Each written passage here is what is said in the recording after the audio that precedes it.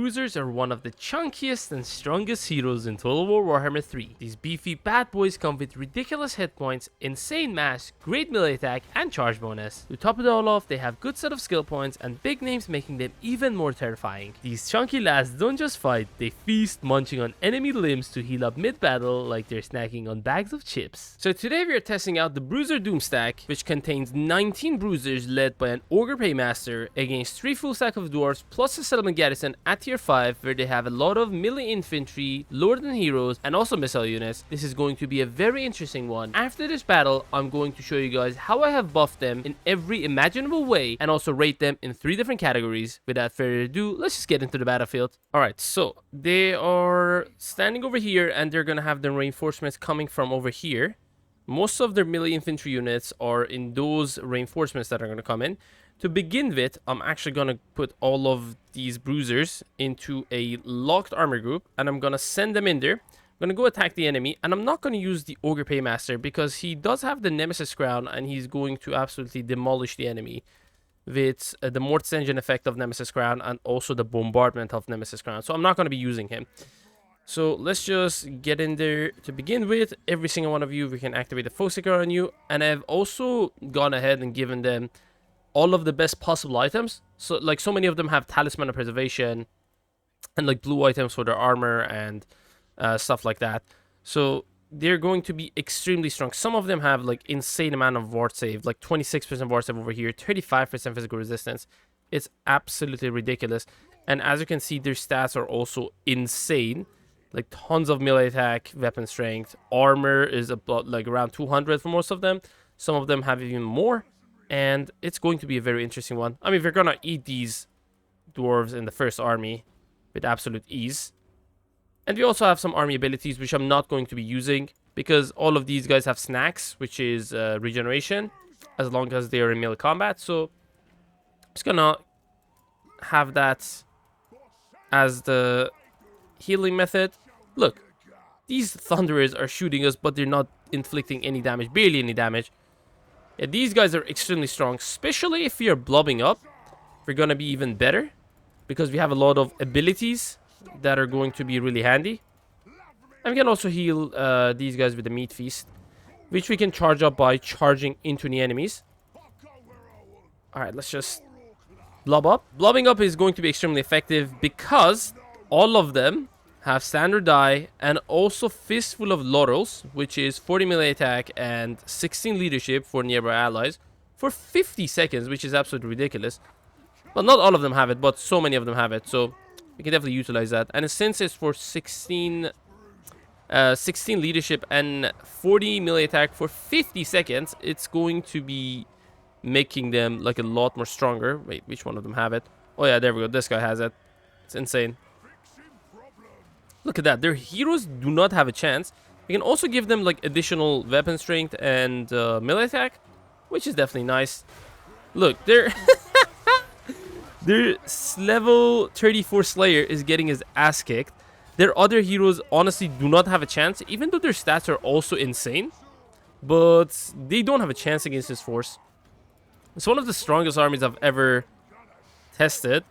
Alright, keep killing these boys. They don't have the most amazing damage output against infantry armies, but still they are kicking ass here. Like, their heroes are not having a chance. 210 damage on this guy, 345 damage on this guy. Okay, the reinforcements have came in.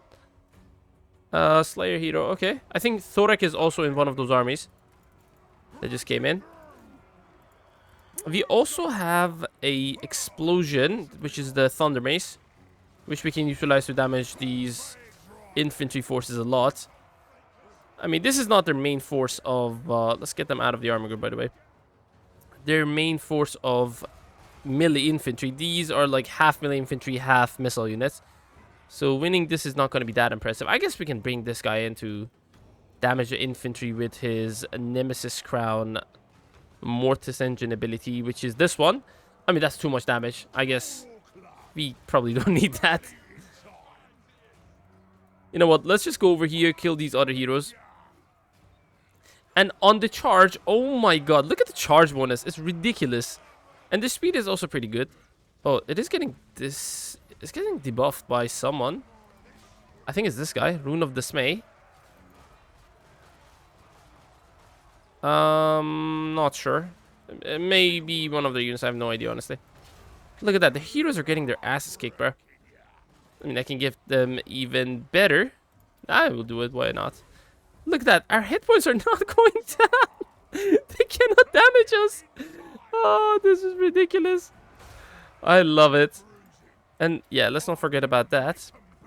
And also activate the foe seeker so we keep them as fresh as possible. Do we have more Fistful of Laurels? Yes, we do. Let's use that. We also have this army ability, Thunder Charge, which can devastate the infantry. But I'm here to test out these guys, not use army abilities to win. Okay, activate that. Dude, look at their stats. Holy fuck. 177 melee attack? On heroes and not even lords. So these guys are not able to get defeat rates. Although there's some defeat rates that would apply to the whole army, which would apply to these guys as well. Look how much damage you're doing. Again, it's not like these guys are infantry deleters, but they are like single entity deleters for sure.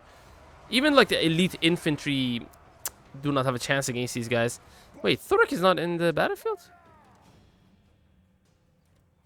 I cannot see Thorek. Where the fuck is Thorek? Maybe he's coming in now. Yeah, look at them. Let's see how much damage they're doing. Like 120 damage. How much damage has this guy done? 5,500. I guess the amount of splash attack they would do. So this one has around 800 weapon strength, which probably does damage to 8 different units at the same time with his splash damage, I believe. I'm not quite sure about this, but I think it is how that works. So, for example, this guy can damage 7 different entities at the same time with the splash stack. Same thing with this guy, 700. Again, yeah, 800 is 8 units. It's pretty interesting. And again, we do have the Thunder Mace on a couple of these guys. We can also debuff the enemies. Okay, buff our forces. Activate that as well. This is ridiculous. Look at this shit. Not the Longbeards. Hold on. So that's like 9 different entities at the same time can get damaged by splash attack now. Yeah, they're basically are not taking any damage. They're taking a little bit of damage, but they're just healing it with the snacks. The fact that every single unit in this army, which is most of them, 19 of them are Bruisers, have regeneration as long as they're melee combat, it's ridiculous. I think we do have more Thunder Maces. Might as well use it. Yeah, by the way, every single one of them has standard die. Alright, we also will activate the Puncture, which is Sundering Armor and Imbuement, and also 24 melee attack. You know what I want to do? I want to go see how quickly I can kill Thorek.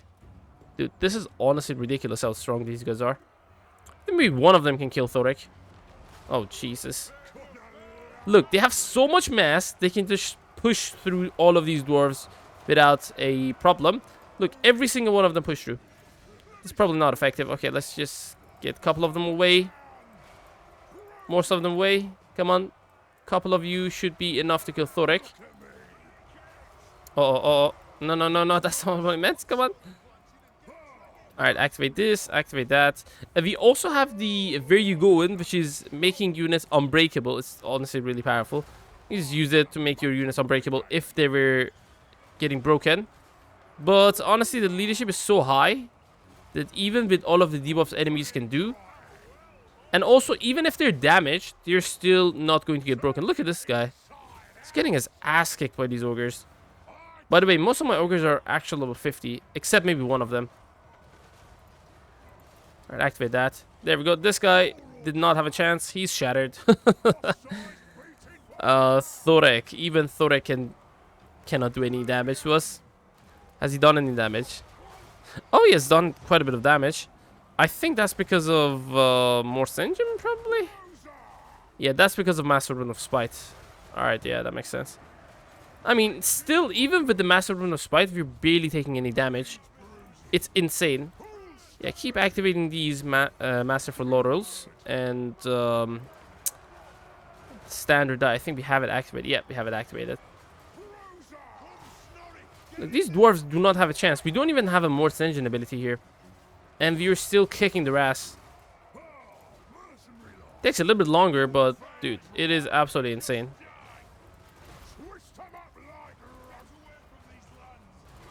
And activate that. I mistakenly activated a couple of these focus seekers. Let me activate them again. Yeah, honestly, one of these guys in a Thorek is going to be a lot more better than 5 of them attacking him at the same time. Because they just do not damage him, they just push him back. If so many of them are attacking at the same time.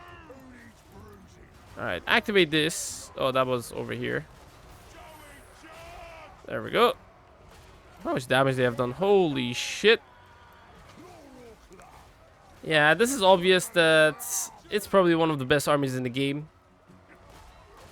It is extremely strong. I mean, these guys on their own are extremely strong. And what we can do is we can keep charging different enemies and then disengage, because we do a lot of damage on our charge. Look, their hit points is getting destroyed. Like, this army would be a lot more better against single entity races that have a lot of single entities as units and heroes and lords. But obviously dwarves don't have that many single entities except their heroes and also lords, and also the flying war machines that they have. But again, we can't even hit the flying war machines because we are land melee infantry units. We are on the inland. We can just walk. And yeah, take a look at that. Thorek is getting his ass kicked. Wonderful. Oh my god, look at these dwarves. What are they doing? Oh, jeez. Imagine you're one of these dwarves, and then 19 of these bruisers just show up and charge your ass. Oh my god. It's not even gonna be funny, dude. Yeah, Thorek is dead. Oh, this is so good. This is too good, bro. This is too freaking good.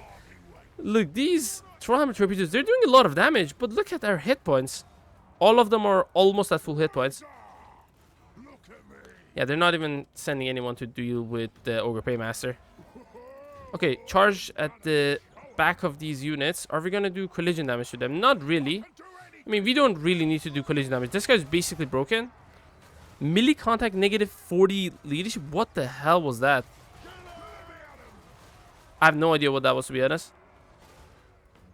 Yeah, AI is basically broken. I mean, we're playing on hardest difficulty, right? It doesn't show it here. It has to be outside of the battle. Yeah, we're playing on very hard difficulty with the highest modifiers for the AI. But yeah, they're getting their asses kicked here. Jesus.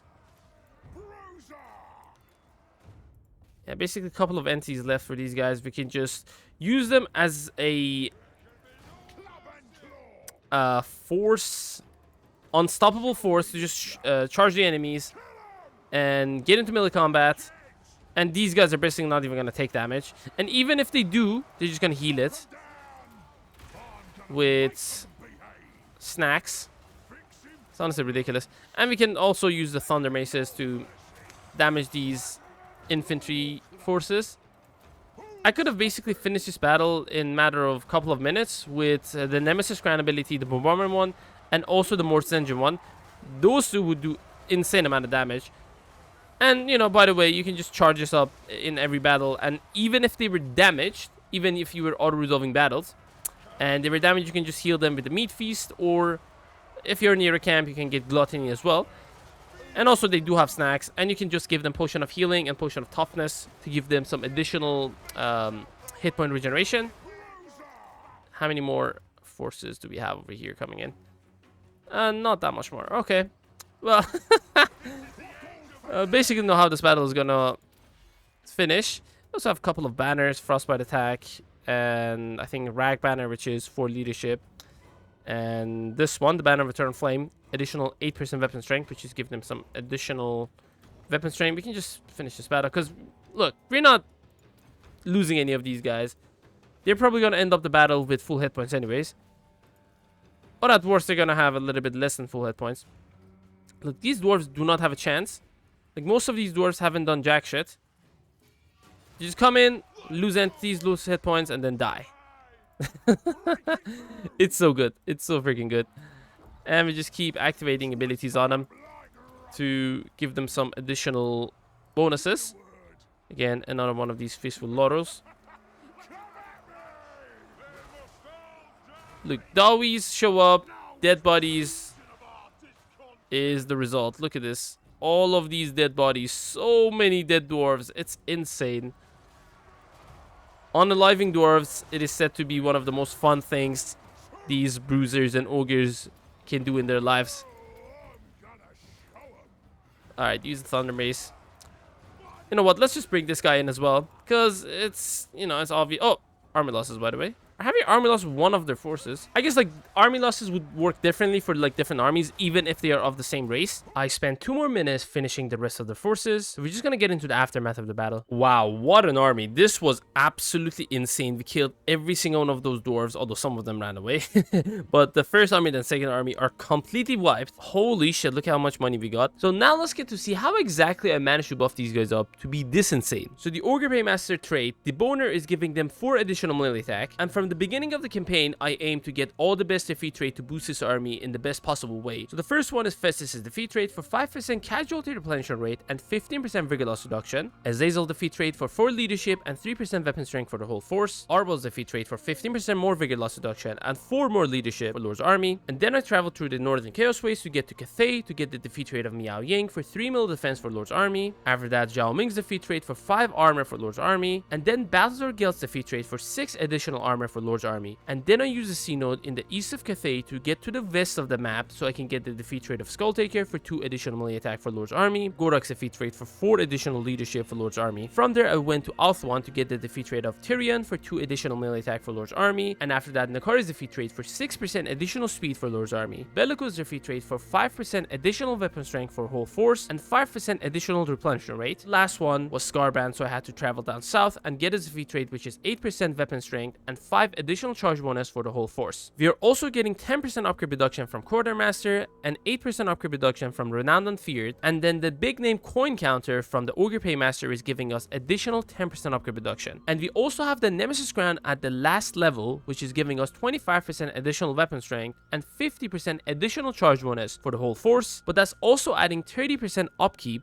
to the force, but we are already having 28% upgrade reduction from the blue line and also the big name of Ogre Paymaster, which is going to almost cancel each other out. We are also getting 10% additional upkeep reduction from being on Gluttonous, 10% additional speed, 25% additional mass, and 10 additional charge bonus. The medicinal plants building at the 3rd tier gives you 2% additional hit points for all characters. I've gone ahead and captured every single one of the settlements that have the medicinal plant building so we can get up to 20% additional hit points for all of our characters faction-wide. I've also gotten myself a couple of Iron 9s, which are giving us some additional armor, a couple of fair buildings, which are giving us some additional missile resistance. I also have a couple of pastures, which each one of them at tier 3 is giving us 5% additional unit mass for all armies, which also includes the heroes. But medicinal plants is the only one I try to get every single one of them. So these guys are having some insane mass, insane hit points, insane stats overall, and as I explained before, every single one of them have snacks as well, which is giving them 0.1% healing per second as long as they're in melee combat. Let's also not forget about the big names that every single one of these bruisers have a couple of them. These are also buffing them up even further, making them a lot more stronger in the battlefield. I've also gone ahead and given them a lot of amazing ancillaries and items, which is buffing them up even further and making them to be as strong as they are at the moment. So for all of these reasons, this army has to be one of the strongest armies in the game, and there's only a handful of armies that could actually beat this army 1v1. Most armies, even 4 full stacks taking these guys on at the same time, would have big trouble dealing any serious damage to these guys. I have to give them 10 out of 10 in terms of strength ranking. So now let's get to the convenience. This army is not as inconvenient as you might think it is, because you can increase the capacity of your bruisers extremely easily. You can go about this in 2 different ways. The first one is capturing a lot of settlements and building up barracks at level 3. You're gonna get an additional hero capacity for these bruisers, but also you can increase their capacity in your camps, and you can have unlimited amount of camps if you research the Ogre Throng, which is going to give you 1 additional camp for every tier 5 camp build. So getting to 20 capacities for bruisers or any other hero for the Ogre factions is extremely easy, and money truly doesn't matter that much for the Ogres, especially for Gold faction, because they have a lot of means of actually acquiring money army, they can complete bounties and get money, they can complete mercenary contracts and get heck ton of money, and while doing these mercenary contracts, you can just capture settlements and then sell them to your contractor to gain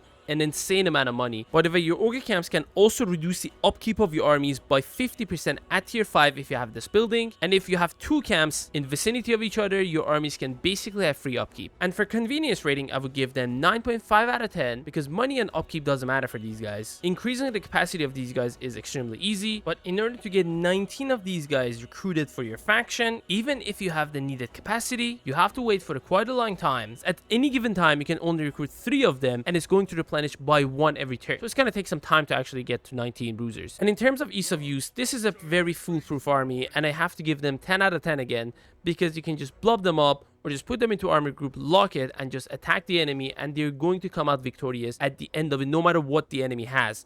And they're probably going to be full hit points anyways. And you can activate these additional abilities on them to make them even stronger. All in all, it's a pretty easy army to use. Anyone can use this army and come out victorious without having any casualties. I hope you guys enjoyed this, and if you did, don't forget to like and also subscribe for more content like this. Don't forget to let me know what you guys think in the comments down below. If you want to check out the Disciples of Shrek, or better known as Gog Man Eater Doomstack, you can click on this video. This is PCA Total War, and I will see you guys later.